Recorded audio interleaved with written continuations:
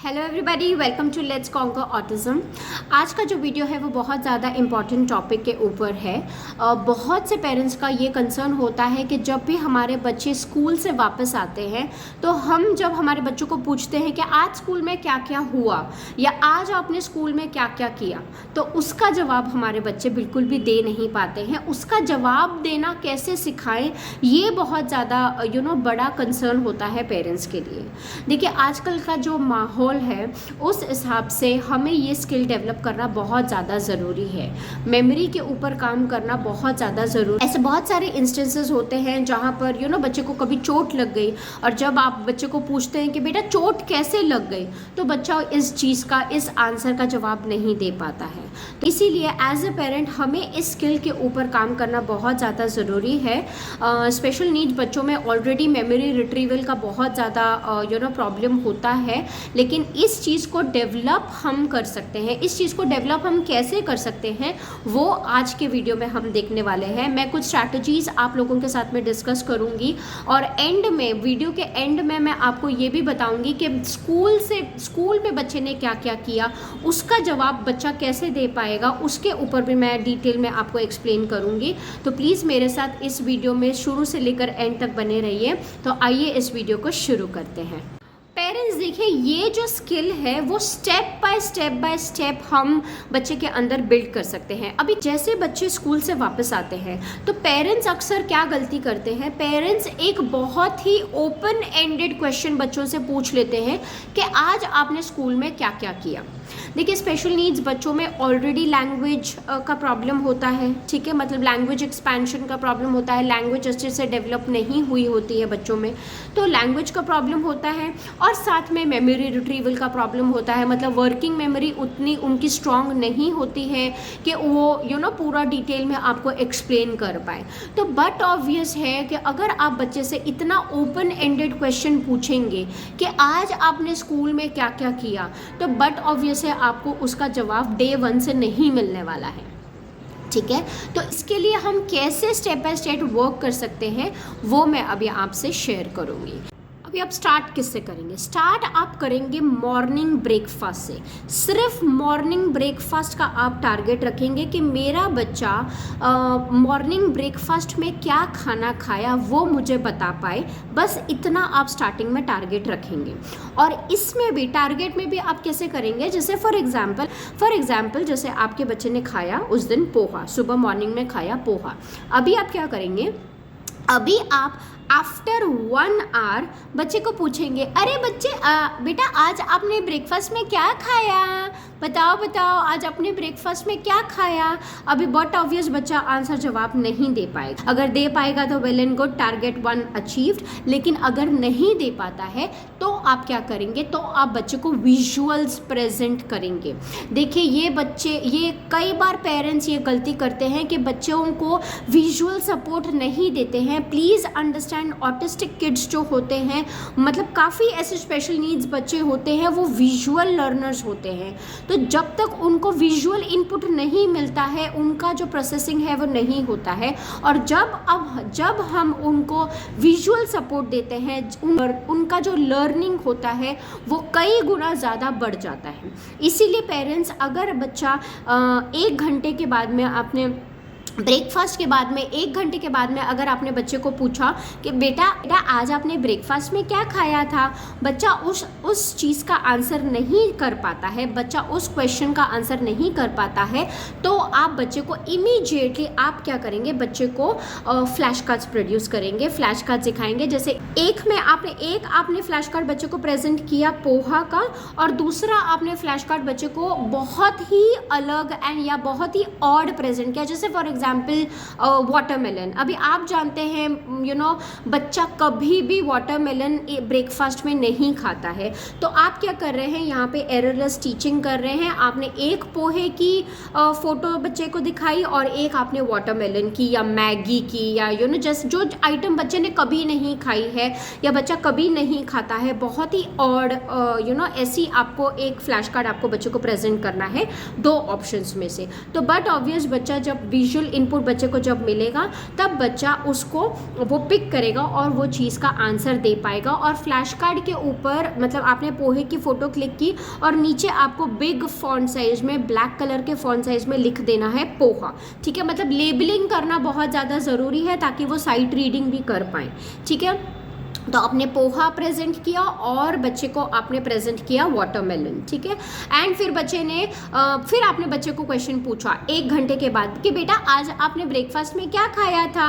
तो बच्चा देखेगा, बच्चा दोनों ऑप्शंस को देखेगा तो 80% चांसेस है कि बच्चा करेक्ट उसने ब्रेकफास्ट खाया है वो ऑप्शन का फ्लैश कार्ड वो पिक करे। लेकिन इफ़ इन केस अगर बच्चा नहीं पिक कर रहा है तब भी आप क्या करेंगे, तब आप बच्चे का हाथ पकड़ के फुल फिजिकल प्रॉम्प्ट देंगे, बच्चे का हाथ पकड़ के उसको पोहे का जो फ्लैश कार्ड है वो उठवाएंगे और बोलेंगे आज आपने पोहा खाया, आज आपने क्या खाया, पोहा खाया, ठीक है। ऐसे फिर ये कंटिन्यूस आपको कुछ दिन के लिए प्रैक्टिस करना है। मतलब आप प्लीज़ एस्टिमेट लगा के चलिए 8 से 10 दिन आपको ये चीज़ प्रैक्टिस करनी है।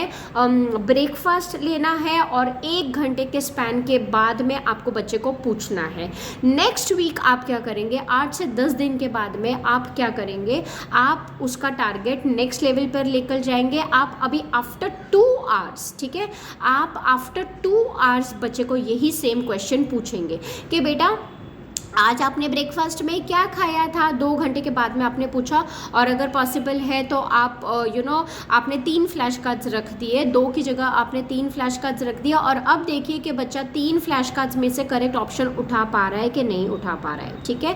तो धीरे धीरे जब आप ये कंटिन्यूस प्रैक्टिस करेंगे तो बहुत ज़्यादा चांसेस है कि बच्चे आपको सक्सेस रेट मिले, ठीक है।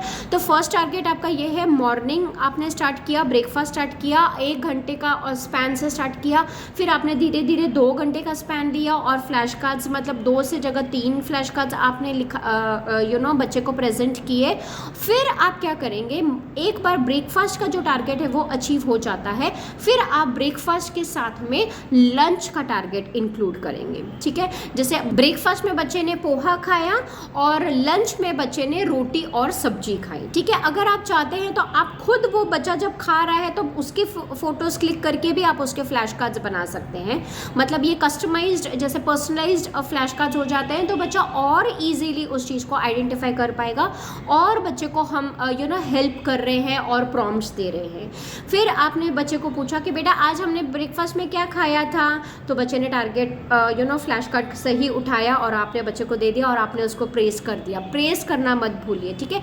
यस, वेरी गुड, आपने पोहा खाया, गुड जॉब, वेरी गुड, ठीक है। फिर आपने शाम को मतलब इवनिंग में आपने लंच का पूछा कि बेटा आपने क्या किया, अभी ब्रेकफास्ट का और लंच का आपने साथ में इवनिंग में पूछा, ठीक है। आप अभी आपने 1 घंटे 2 घंटे का टारगेट नहीं रखा, अभी आप ब्रेकफास्ट का और आपने लंच में क्या खाया ये आप इवनिंग में बच्चे को पूछेंगे कि बेटा आज आपने ब्रेकफास्ट में क्या खाया था। तो बच्चे को ऑप्शंस आपने प्रेजेंट किए, बच्चे ने पोहा पिक किया, very good, good job, press करेंगे।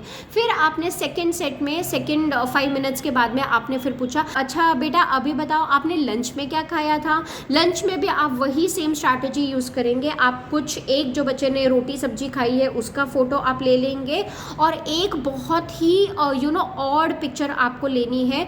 जैसे फॉर एग्जांपल आपने ले लिया चिप्स, ठीक है, चिप्स ले लिया या अगर आपने किंडर जॉय ले लिया, कुछ भी आपने ले लिया तो आप बच्चे को पूछेंगे अच्छा और आपने लंच में आज क्या खाया था। तो आप बच्चा बोलेगा कि मैंने रोटी सब्जी खाई थी, ठीक है। फिर धीरे धीरे अभी आपको क्या करना है, ये जो ऑड फ्लैश कार्ड्स आप बच्चे के सामने प्रेजेंट कर रहे हैं वो भी हम धीरे धीरे फेड ऑफ करेंगे और जो थोड़ा लेवल है थोड़ा सा उसको कॉम्प्लेक्स बढ़ाएंगे। जैसे लंच में बच्चे ने रोटी और सब्जी खाई तो आप क्या करेंगे, बच्चे को प्रेजेंट करेंगे 2 ऑप्शंस, जहाँ पर एक बार बच्चे ने किया कि दाल चावल का फ्लैश कार्ड और एक रोटी सब्जी का फ्लैश कार्ड। अभी आप बच्चे को दोनों प्रेजेंट प्रेजेंट करेंगे, क्योंकि दोनों चीज़ें बच्चा लंच में खाता है। अभी दोनों में से जहाँ पर एक ऑड ऑप्शन हमने फेड ऑफ कर दिया है और जो बहुत ही रिलेवेंट ऑप्शंस हमने बच्चे को सामने प्रेजेंट किए हैं वो आप बच्चे को पूछोगे, अच्छा बता अभी लंच में आपने क्या खाया था, फिर बच्चे को करेक्ट ऑप्शन वहाँ पे पिक करना है। So that means yes you are that means your child is progressing, आपको प्रोग्रेस नज़र आ रहा है, बच्चे का मेमोरी पे काम हो रहा है और बच्चा धीरे धीरे वो स्किल डेवलप कर रहा है। ठीक है, तो ऐसे आप पूरे दिन का धीरे धीरे पूरे दिन के गोल के ऊपर आएंगे। पूरा दिन मतलब उसने ब्रेकफास्ट में क्या खाया, उसने आफ्टरनून में क्या खाया और उसने रात में डिनर में क्या खाया, मतलब एंड ऑफ द डे में आप बच्चे को ये तीनों चीज़ें पूछेंगे। देखिए जहाँ पर भी बच्चा अटक रहा है, जहाँ पर भी बच्चा आंसर नहीं दे पा रहा है, तो आपको वहाँ पे हिम्मत नहीं हारनी है, आपको वहाँ पे गिव अप नहीं करना है, आपको फुल फिजिकल प्रॉम्प्ट देकर बच्चे को करेक्ट ऑप्शन दिखाना है और आपको बच्चे को हेल्प करना है। ठीक है, तो एक बार फुल डे का आपका जो ये टारगेट है वो अचीव हो जाता है, एक बार मॉर्निंग, आफ्टरनून और डिनर का जो भी बच्चे ने खाना खाया है वो एक बार बता पाता है, तो आप ये अज्यूम करके चल सकते हैं कि जी हाँ मेरे बेटे में प्रोग्रेस हो रहा है, मेरे बच्चे में इम्प्रूवमेंट हो रहा है। ठीक है, अभी हम बढ़ते हैं नेक्स्ट स्ट्रैटेजी की तरफ। नेक्स्ट मेथड है विजुअल स्केड्यूल।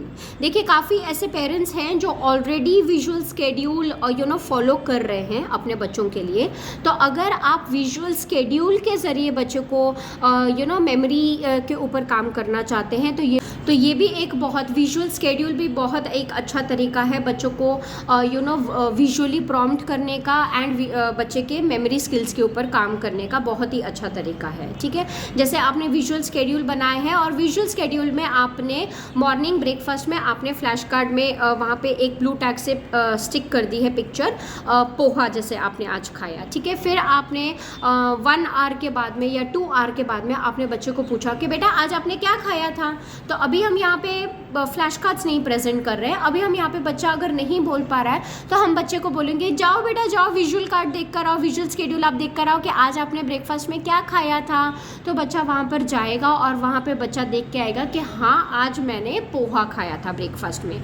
अगर आपने एक फिनिश बॉक्स बनाया है जहाँ पर यूजुअली जो टास्क फिनिश हो जाते हैं विजुअल स्केड्यूल के जो भी टास्क फिनिश हो जाते हैं वो फिनिश बॉक्स में बच्चे डाल देते हैं, तो उस केस में भी आप बच्चे को बोलेंगे कि जाओ बेटा फिनिश बॉक्स में देख कर आओ आज आपने ब्रेकफास्ट में क्या खाया था। तो बच्चा फिनिश बॉक्स ओपन करेगा और उसमें से वो जो पोहा का जो कार्ड है वो उठाकर आपको ला कर देगा और बोलेगा आज मैंने पोहा खाया था। Try to encourage the kids to speak in full sentences. Starting में 1 वर्ड पे है तो ठीक है बोलो पोहा खाया था, या फिर आप बच्चे को इनकरेज कर सकते हैं पूरा सेंटेंस बोलने में आज मैंने पोहा खाया था। ठीक है, तो विजुअल स्केड्यूल भी बहुत ही एक अच्छा तरीका है बच्चे के मेमोरी स्किल्स के ऊपर काम करने के लिए। ये ब्रेकफास्ट का हो जाता है। उसके बाद आप सेकेंड एक्टिविटी में सेकेंड चीज़ में आप बच्चे को पूछ सकते हैं कि बेटा आप ब्रेकफास्ट खाने के बाद में आज हमने क्या किया था, कौन सी एक्टिविटी की थी। Now you have to make sure कि विजुअल स्केड्यूल जो आपने बनवाया है ब्रेकफास्ट के बाद में बहुत ही इंटरेस्टिंग एक्टिविटी जो बच्चा बहुत ज़्यादा एंजॉय करता है और बच्चा रोज़ वो खेलना पसंद करता है, ऐसी कोई एक्टिविटी आपने विजुअल स्केड्यूल में लगा दी हो ताकि बच्चे को रिट्राइव करने में, मेमोरी रिट्रीवल में प्रॉब्लम ना हो और वो जो एक्टिविटी है वो रिट्राइव करने में, इंफॉर्मेशन रिट्राइव करने में ज़्यादा दिक्कत ना हो। तो आप बच्चे को पूछेंगे ठीक है पहले तो आपने ब्रेकफास्ट में पोहा खाया था, तो पोहा खाने के बाद आज हमने क्या किया था, याद है आपको क्या किया था। तो बच्चा अगर बोल पाता है तो वेल एंड गुड, अगर बोल नहीं पाता है तो हम फिर से रीडायरेक्ट करेंगे बच्चे को विजुअल स्केड्यूल देख कर आने के लिए। तो बच्चा वहाँ पर जाएगा और वहाँ पर देखेगा कि ठीक है पोहा खाने के बाद में आज मैंने वाटर प्ले किया था या आज मैंने सैंड प्ले किया था। तो आप बच्चे को बोलेंगे, तो आप बच्चे को इनकरेज करेंगे कि पहले बच्चा बोलेगा पहले मैंने पोहा खाया, पोहा खाने के बाद में मैंने वाटर प्ले किया, तो आप बच्चों को हाई फाई करेंगे कि यस वेरी गुड।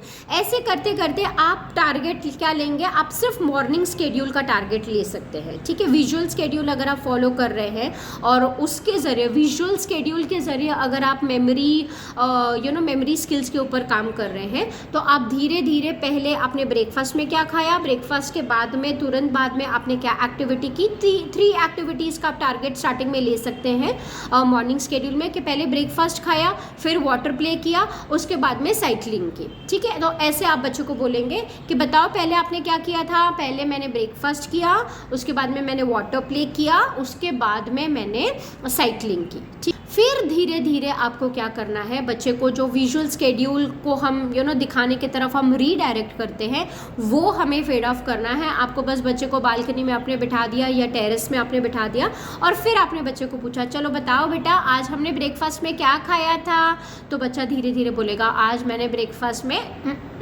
पो पो पो, तो बच्चा उसको हम थोड़ा सा वर्बल प्रॉम्प्ट दे रहे हैं बच्चे को, पोहा खाया था। अच्छा, पोहा खाने के बाद में हमने कौन सी एक्टिविटी की थी, याद करो कौन सी एक्टिविटी की थी, बताओ बताओ, आपके कपड़े गीले हो गए थे, कौन सी एक्टिविटी की थी, मैंने वाटर प्ले किया था, वेरी गुड। अच्छा, वाटर प्ले के बाद में फिर आपने क्या किया था, तो ये धीरे धीरे धीरे आपको टारगेट्स लेने हैं, एक साथ सब कुछ नहीं लेना है। मैं यहाँ पर वीडियो में आपको एग्जाम्पल्स दे रही हूँ कि टारगेट 1 आपका क्या होगा, टारगेट 2 आपका क्या होगा, फिर टारगेट 3 आपका क्या होगा। टारगेट 3 में आपका पूरा मॉर्निंग का स्केड्यूल आ जाएगा, फिर मॉर्निंग स्केड्यूल पूरा कंप्लीट हो जाता है, उसके बाद में आपका पूरा आफ्टरनून का भी स्केड्यूल आ जाएगा। तो ऐसे करते करते आपको धीरे धीरे मेमोरी स्किल्स के ऊपर बच्चे के काम करना, ठीक है। सेकंड तरीका है विजुअल स्केड्यूल के ज़रिए, विजुअल स्केड्यूल की हेल्प से आप बच्चों की मेमोरी स्किल्स के ऊपर काम कर सकते हैं। देखिए ये सारी स्ट्रैटेजीज़ जो मैं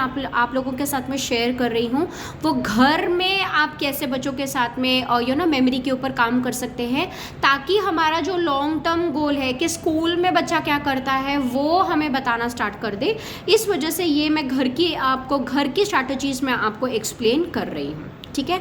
अभी बढ़ते हैं नेक्स्ट स्ट्रैटेजी की तरफ। देखिए नेक्स्ट स्ट्रैटेजी में काफ़ी हमारे जो बच्चे होते हैं उनको एपिसोडिक मेमोरी डेफिसिट होता है, जहाँ पर उनके जो पर्सनल पास्ट एक्सपीरियंसेस हैं वो बता नहीं पाते हैं, ठीक है। लास्ट टाइम हम कहाँ पर गए थे, हम किसके साथ गए थे, हमने क्या किया वहाँ पर, तो ये सारी चीज़ें उन्हें कुछ भी याद नहीं होती है, ये सारी चीज़ें वो बिल्कुल भी बता नहीं पाते हैं। तो इस केस में आप क्या कर सकते हैं, इस केस में जहाँ पर भी आप बच्चे को लेकर जा रहे हैं या बच्चे को आप ऐसे कुछ ऐसी कुछ पिकनिक आप प्लान आउट कर सकते हैं, या कोई ऐसे आउटिंग आप प्लान आउट कर सकते हैं, जहाँ पर फॉर एग्जाम्पल आप बच्चे को लेकर जा रहे हैं जू में, ठीक है। तो आप बच्चे को जैसे जू में लेकर जा रहे हैं, बच्चा कार में बैठा, आपने फटाक से फ़ोटो खींची और आपको फ़ोटोज़ के ज़रिए बच्चे को बहुत ज़्यादा हेल्प मिलने वाली है। तो जितना हो सकता है आप बच्चे के साथ में बच्चे की फ़ोटोज़ क्लिक करिए। तो जैसे बच्चा घर से निकला, बच्चा कार के अंदर बैठा, आपने फ़ोटो क्लिक कर दी, फिर बच्चा ज़ू में पहुंचा, ज़ू का जैसे फॉर एग्जांपल नाम लिखा है तो आपने ज़ू का फ़ोटो क्लिक कर लिया, फिर बच्चा सैंड में खेल रहा है, पानी में खेल रहा है, आपने उसकी फ़ोटो क्लिक कर ली, फिर बच्चे ने एक सैंड कैसल बनाया, उसकी आपने फ़ोटो क्लिक कर ली, फिर बच्चे ने वहाँ पर पाव भाजी खाई, उसकी आपने फ़ोटो क्लिक कर ली। और अभी आपने क्या किया, आपने एक एल्बम रेडी किया, ठीक है, आपने एक एल्बम रेडी किया, उसके बाद में बच्चे की जो धीरे धीरे आपने जो फ़ोटोज़ क्लिक की है उसका प्रिंट आउट निकाल के आपने वो एल्बम के अंदर स्टिक कर दी और आपने वो एल्बम को नेम कर दिया जू ट्रिप, ठीक है, या जू आउटिंग। अब आप धीरे धीरे बच्चे के सामने वो जो एल्बम है वो प्रेजेंट करेंगे और बच्चे को बोलेंगे कि बेटा देखो हम कहाँ गए थे, आपको याद है हम कहाँ गए थे, हम लास्ट संडे कहाँ गए थे, या हम येस्टरडे अगर संडे है तो हम येस्टरडे कहाँ गए थे, हम गए थे जू में। अभी बच्चे को फ़ोटो एल्बम बच्चे को दिख रही है, मतलब आपने क्या किया, वो जो सारे फ़ोटोज़ हैं आपने उसको डॉक्यूमेंट कर दिया, ताकि बच्चे की एपिसोडिक मेमोरी के ऊपर भी हम बच्चे की काम कर रहे हैं, ठीक है। तो आपने बच्चे को एल्बम दिखाना स्टार्ट किया कि हम कहाँ गए थे, जू में गए थे, फिर हम कैसे जू में गए थे, जो कार वाली फ़ोटो है वो आप बच्चे को दिखाएंगे, हम कार में बैठकर जू में गए थे, ठीक है। फिर हमने वहाँ पर जाकर जू में जाकर हमने क्या किया, जू में जाकर हमने पानी में खेला, ठीक है। फिर और हमने क्या किया, फिर आप सैंड कैसल की फ़ोटो दिखाएंगे, हाँ बच्चा बोलेगा हाँ हमने सैंड कैसल भी बनाया था। अच्छा जू में हमने क्या खाना खाया था, हमने जू में पाव भाजी की फ़ोटो दिखाएंगे, बच्चा पाव भाजी खा रहा है, वो वाली फ़ोटो दिखाएंगे, बच्चा बोलेगा हाँ हमने जू में पाव भाजी खाई थी, ठीक है। उसके बाद में हमने आइसक्रीम भी खाई थी और फिर हम वापस घर में आ गए थे, ठीक है। तो ऐसे करते करते आपको बच्चे के लिए एक एल्बम रेडी करना है। जितनी हो सके, जितनी भी आप आउटिंग्स करते हैं उतना, जितना पॉसिबल आपसे हो सकता है आप एल्बम्स रेडी करिए, बच्चे के साथ में वो एल्बम लेकर बैठिए एंड बच्चे की मेमोरी स्किल्स के ऊपर आप काम करिए, ठीक है। ये स्ट्रैटेजी हो गई, strategy number 3, that is making albums for improving episodic memory skills. ये नेक्स्ट स्ट्रैटेजी मेरी मोस्ट फेवरेट एक्टिविटी है। देखिए इस केस में आपको क्या करना है, आपको फैमिली मेम्बर्स की, आपको अपने मेड्स की, इन सब की हेल्प लेनी है, कोई थर्ड पर्सन की हेल्प लेनी है। करना क्या है आपको, देखिए फॉर एग्जांपल आपने स्टार्टिंग में अपने हस्बैंड की हेल्प ली, आपने हस्बैंड को बोला कि जाओ बच्चे को लेकर जाओ, नीचे लेकर जाओ, कोई शॉप में लेकर जाओ और शॉप में जाकर उसको कोई भी उसका फेवरेट आइटम आप उसको परचेज करवा के दे रहे हो। देखिए अभी यहाँ पर आपके पास में इंफॉर्मेशन है कि आपने अपने हस्बैंड के साथ में वो प्लानिंग कर ली है कि हाँ हम ये शॉप में हम बच्चे को लेकर जाएंगे, मतलब हस्बैंड आपके ये शॉप में बच्चे को लेकर जाएंगे और ये शॉप में जाकर आपको मेलोडी चॉकलेट लेकर देंगे, ठीक है, मेलोडी लेकर देंगे या स्टिकर्स लेकर देंगे फॉर एग्जांपल, ठीक है। तो यहाँ पर आप अपने हस्बैंड लेकर गए, आपके हस्बैंड बच्चे को लेकर गए शॉप में एंड वहाँ पे उसको स्टिकर्स लेकर दिए और वापस घर पे आ गए। अभी जैसे बच्चा घर पे आया उसके बाद में बच्चे ने स्टिकर्स के साथ में खेल लिया, बच्चे ने मेलोडी चॉकलेट खा ली। उसके 2 आवर्स के बाद में आपने बच्चे को पूछा, अच्छा बताओ पापा के साथ में आप कहाँ गए थे पापा के साथ में। तो अगर बच्चा शॉप का नाम हम स्टार्टिंग में हमने टारगेट नहीं रखा है, शॉप का नाम बताने का टारगेट हमने नहीं रखा है, हमने सिर्फ एक आंसर का टारगेट रखा है। जैसे फॉर एग्जांपल हम ये देखना चाहते हैं कि बच्चा ये बता पाए कि पापा के साथ में क्या लेकर आया बच्चा, ठीक है। तो आप बच्चे को पूछेंगे आफ्टर 2 आवर्स में, अच्छा बताओ पापा के साथ आप क्या लेकर आए, बताओ क्या लेकर आया, पापा के साथ में क्या लेने गए थे। तो बच्चा बताएगा स्टिकर्स या बच्चा बताएगा मेलोडी चॉकलेट, ठीक है। अगर नहीं बताता है तो फिर से आप वही फ्लैश कार्ड सेम बच्चे के सामने प्रेजेंट करेंगे। अभी यहाँ पर आपको जो भी आपने प्लानिंग की है कि आप बच्चे को ये लेकर देंगे, उसकी इमेजेस आपको गूगल से इमीडिएटली मिल जाएंगी, आप उसके फ्लैश कार्ड्स बना के रख लीजिए या पहले फ्लैश कार्ड्स बनाइए, फिर प्लानिंग करके फिर आप अपने हस्बैंड को वही स्पेसिफिक आइटम परचेज करने के लिए भेज दीजिए। आप अपने हस्बैंड को भेज सकते हैं, आप दादा दादी को भेज सकते हैं, आप किसी मेड को भेज सकते हैं, आप कोई भी थर्ड पर्सन को भेज सकते हैं। बच्चे को लेकर जाएगा, वो थर्ड पर्सन जो है वो बच्चे को लेकर जाएगा शॉप में और शॉप में एक आइटम परचेज कर वापस घर में लेकर आएगा। उसके बाद में आफ्टर 2 आवर्स आप बच्चे को पूछेंगे कि बताओ वो दीदी के साथ में आप क्या लेकर आए, कौन सी चीज़ लेकर आए। तो बच्चा बताएगा मैं स्टिकर्स लेकर आया या मेलोडी में चॉकलेट लेकर आया, ठीक है। नेक्स्ट लेवल आप क्या करेंगे, अगर जैसे बच्चे ने नहीं आंसर दिया तो आप फ्लैश कार्ड्स प्रोड्यूस करेंगे बच्चे के सामने और फिर बच्चा उस फ्लैश कार्ड को सिलेक्ट करेगा और बोलेगा कि हाँ मैं स्टिकर्स लेकर आया। अगर नहीं कर पाता है तो फिर से आपको बच्चे को फिजिकल प्रॉम्प्ट करना है और उससे वो बच्चे से वो करेक्ट ऑप्शन जो है वो उठवाना है, ठीक है। फिर आप क्या करेंगे, नेक्स्ट आपका टारगेट क्या होगा, आप 2 एलिमेंट्स ऐड करेंगे। बच्चा अपने पापा के साथ में गया और बच्चा स्टिकर्स एंड फेविकॉल लेकर आया या for example chocolate and biscuit लेकर आया, ठीक है। फिर वापस बच्चा जब घर पे आएगा आप फिर से 2 घंटे के गैप के बाद में बच्चे को पूछेंगे, अच्छा बताओ पापा के साथ में आप क्या लेकर आए थे पापा के साथ में। तो बच्चे को बताना आना चाहिए कि ठीक है मैं बिस्किट और चिप्स लेकर आया या चॉकलेट और बिस्किट लेकर आया, जो भी आपने सेट किया है। तो ये हमने क्या किया, 2 एलिमेंट्स ऐड कर दिए, मतलब 2 चीज़ें हैं जो बच्चे को वो याद रखनी है, ठीक है। फिर आप धीरे धीरे करके आप शॉप का नेम इंक्लूड कर सकते हैं कि हाँ मैं सागर स्वीट्स में गया, सागर स्वीट्स में जाकर मैं बिस्किट लेकर आया, या सागर शॉप में जाकर मैं बिस्किट और चिप्स लेकर आया। तो धीरे धीरे पेरेंट्स आपको क्या करना है, I hope you are getting an idea from my video, कि धीरे धीरे आपको एलिमेंट्स ऐड करते जाना है कि ठीक है मैं अभी सागर शॉप में गया, सागर शॉप में जाकर मैंने बिस्किट परचेज़ किया और मैंने चिप्स परचेज़ किया, फिर शॉप के बाद मैं गार्डन में गया, गार्डन में मैं स्लाइड खेलकर वापस घर पे आ गया। तो हमने देखिए कितने एलिमेंट्स ऐड कर दिए। तो ऐसे माय डियर पेरेंट्स आपको क्या करना है, आपको कोई थर्ड पर्सन की हेल्प लेनी है इस स्ट्रैटेजी में, और थर्ड पर्सन की हेल्प लेकर फिर आपको ये मेमोरी स्किल्स के ऊपर ऐसे काम करना है। देखिए ये जो स्ट्रैटेजीज़ मैंने आप लोगों के साथ में शेयर की है, उनका चार्म ये है कि आपके पास में ऑलरेडी इन्फॉर्मेशन है।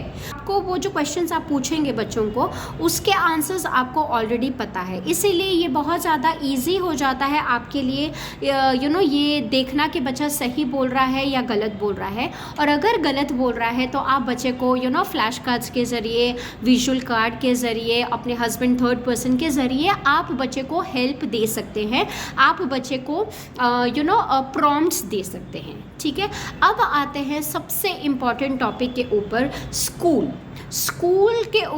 के अंदर बच्चे ने क्या क्या इन्फॉर्मेशन, स्कूल में बच्चे ने क्या क्या किया है, उसकी इन्फॉर्मेशन आप कैसे निकालेंगे, ये अभी हम डिस्कस करते हैं।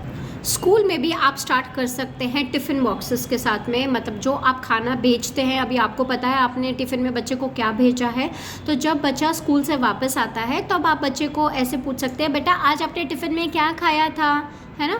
तो टिफ़िन में बच्चा ऑब्वियसली, देखिए अभी आपने इतनी प्रैक्टिस की है ऑलरेडी, ये जो स्ट्रैटेजीज़ मैंने अभी आपसे डिस्कस की वो ऑलरेडी, उसके ऊपर आपने ऑलरेडी काम किया है। एंड मैं ऐसे अज्यूम करके चलती हूँ कि ये स्ट्रैटेजीज़ के बाद में काफ़ी बच्चे की जो लेवल है वो इम्प्रूव हो जाएगी, बच्चे के मेमोरी स्किल्स काफ़ी अच्छे तरीके से डेवलप हो जाएंगे, काफ़ी एटलीस्ट बेस तो फॉर्म हो जाएगा।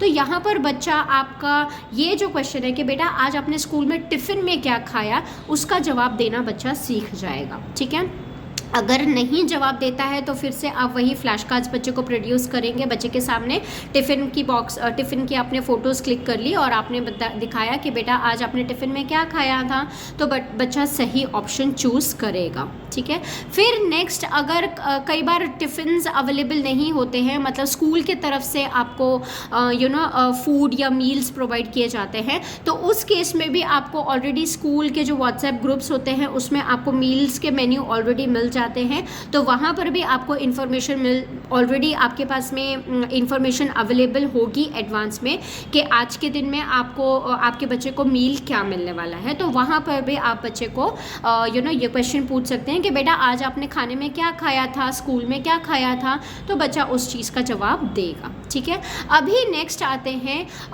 कुछ डिफ़िकल्ट क्वेश्चंस के ऊपर।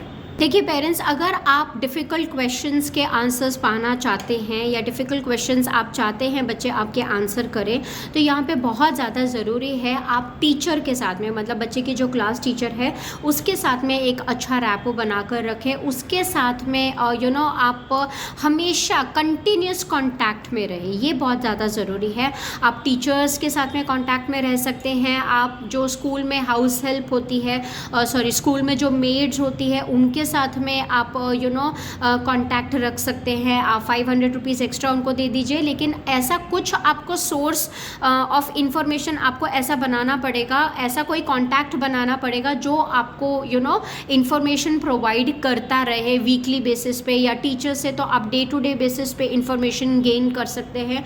तो कुछ सोर्स ऑफ इंफॉर्मेशन, कुछ ऐसा सोर्स आपको बनाना पड़ेगा जहाँ पर आपको रोज़ information day to day basis पे मिल रही है।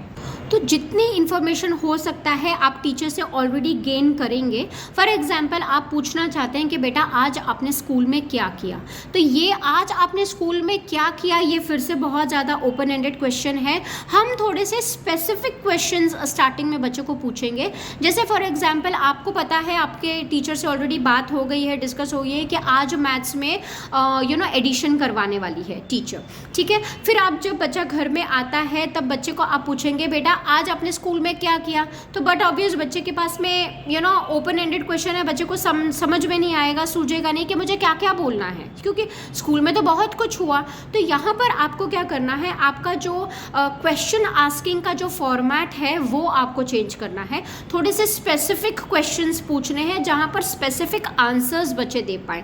फॉर एग्जाम्पल आप पूछ सकते हैं कि बेटा इंस्टेड ऑफ आस्किंग बेटा आज आपने स्कूल में क्या किया, आप बच्चे को ये पूछ सकते हैं कि बेटा आज बताओ चलो मैथ्स में आपने क्या किया, मैथ्स पीरियड में आपने क्या किया। तो बच्चा इस क्वेश्चन का आंसर इजीली कर पाएगा कि हाँ मैथ्स में टीचर ने आज एडिशन करवाया। फिर आप पूछ सकते हैं अच्छा इंग्लिश में फिर टीचर ने आज क्या कराया, तो आप बच्चा इंग्लिश में बच्चा बोल पाएगा कि हाँ इंग्लिश में टीचर ने सीवीसी वर्ड्स करवाए, या कैट बैट ये करवाया, या अल्फ़ाबेट्स करवाए, या ABCD करवाया। तो ऐसे क्वेश्चंस आपको पेरेंट्स को पूछने हैं जहाँ पर स्पेसिफिक आंसर्स हमारे बच्चे दे पाए। अभी फॉर एग्जांपल स्कूल में ड्राइंग कंपटीशन है, अभी आपको ऑलरेडी इंफॉर्मेशन टीचर से मिल गई है कि स्कूल में आज काइट काइट के ऊपर बच्चों को कलरिंग करने के लिए वर्कशीट्स दी गई थी, काइट की वर्कशीट्स दी गई थी कलरिंग करने के लिए। अभी जब बच्चा घर में आता है तब आप बच्चे को पूछेंगे अच्छा बताओ आज ड्राइंग कॉम्पिटिशन में आपने क्या कलरिंग किया, किसको कलरिंग किया। अभी बच्चा अगर नहीं जवाब दे पाता है तो फिर से आप बच्चे को हेल्प प्रोवाइड करेंगे, विजुअल एड बच्चे के सामने रखेंगे कि काइट को आपने कलरिंग किया कि एलिफेंट को कलरिंग किया। तो बच्चा उस हिसाब से काइट को चूज़ करेगा और फिर बच्चा बोलेगा हाँ आज मैंने काइट को कलर किया। तो ऐसे करके करके आपको धीरे धीरे बच्चे के जो स्किल्स है वो डेवलप करने हैं और आपको बच्चे के मेमोरी स्किल्स के ऊपर काम करना है। अभी रही बात थोड़े से सेंसिटिव टॉपिक के ऊपर, अगर आप इंफॉर्मेशन गेन करना चाहते हैं तो वो आप कैसे गेन करेंगे। जैसे मैंने वीडियो के स्टार्टिंग में बताया कि कई बार बच्चों को चोट लग जाती है, तो बच्चों को चोट कैसे लगी वो नहीं बता पाते हैं, या किसी ने बच्चे को हर्ट कर दिया, मार दिया, है ना, तब आपको बच्चे को इंफॉर्मेशन आपको गेन करनी है। बच्चा बहुत रोया है, आपको समझ में आ गया है कि बच्चा बहुत रोया है, कुछ ना कुछ तो गड़बड़ हुई है। तो ऐसे केसेस में आपको इन्फॉर्मेशन कैसे गेन करनी है। अभी आप अगर बच्चे को पूछेंगे अच्छा क्या हुआ, क्यों रोए, तो अगर बच्चा इस चीज़ का आंसर नहीं दे पाता है, इस केस में भी आप क्या कर सकते हैं, अपने जो क्वेश्चंस है उसका तो फॉर्मेट है वो थोड़ा सा चेंज कर सकते हैं। जैसे फॉर एग्जांपल आपने बच्चे को पूछा अच्छा बताओ आज 3 कोई ऐसी चीज़ें बताओ जो बहुत अच्छी हुई स्कूल में। Tell me 3 things that made you feel happy, ठीक है। या आप बच्चों को पूछ सकते हैं कि अच्छा tell me 3 things that made you sad today in the school. तो लेट्स सी, आप 1 से स्टार्ट करिए, आप 2 थिंग्स से स्टार्ट करिए, फिर धीरे धीरे आप 3 थिंग्स पे आइए। तो बेटा बताओ आप 3 things that made you sad, और tell me 3 things that made you happy. फिर बच्चा धीरे धीरे बताएगा, धीरे धीरे बच्चा उस लेवल पे आएगा कि मुझे ऐसे हुआ, मुझे हर्ट हुआ। अगर आप देख रहे हैं कि बच्चा को चोट लग गई है तो आप बच्चे को पूछ सकते हैं अच्छा कैसे चोट लगी, आप स्लाइड पे खेल रहे थे कि आप स्विंग पे खेल रहे थे। तो बच्चा उस हिसाब से इंफॉर्मेशन देगा। और जैसे मैंने आपको कहा कि आपको कंटिन्यूस कांटेक्ट में रहना है टीचर के साथ में या फिर मेड के साथ में। मेड का आप नंबर लेकर रख लीजिए। देखिए ये सेटिंग्स ना आपको स्कूल में करनी पड़ेंगी without making contacts with school authority people, you won't be able to gain information, ठीक है। बिकॉज बहुत ज़्यादा ज़रूरी है आपको इन्फॉर्मेशन, कोई थर्ड पर्सन से आपको इन्फॉर्मेशन मिल रही है एडवांस में, ये बहुत ज़्यादा ज़रूरी है, ठीक है।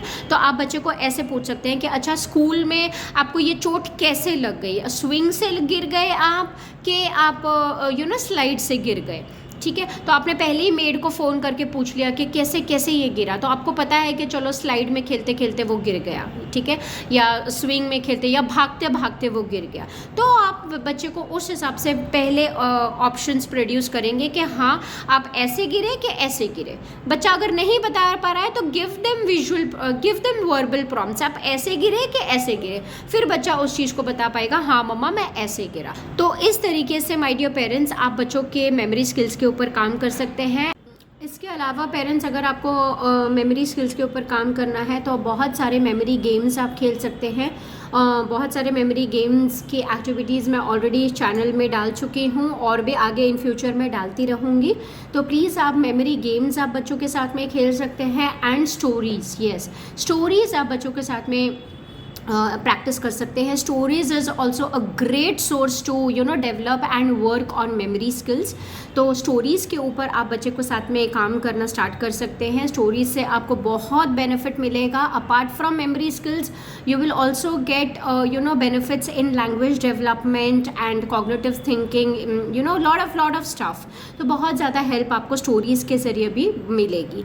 तो आई होप फ्रेंड्स ये जो आज का वीडियो है वो बहुत ज़्यादा लंबा हो गया, I am so sorry for that, but I wanted to share as much information as I know, and I wanted to help as many parents as I could through my YouTube channel. तो I hope ये video आपको ज़रूर helpful साबित होगा। जो भी queries है वो आप कमेंट बॉक्स में लिख कर भेज सकते हैं। मैं ज़रूर कमेंट्स का आंसर करने की कोशिश करूँगी, हर कमेंट का आंसर करने की कोशिश करूँगी। एंड अगर आपको ये वीडियो अच्छा लगा हो तो प्लीज़ ज़रूर लाइक कीजिए एंड प्लीज़ नीडी पेरेंट्स के साथ में शेयर करिए जो ये टारगेट के ऊपर काम कर रहे हैं, करके उन पेरेंट्स के साथ में जो इस टारगेट के ऊपर काम कर रहे हैं या करना चाहते हैं। Thank you so much for watching this video. Let's conquer autism.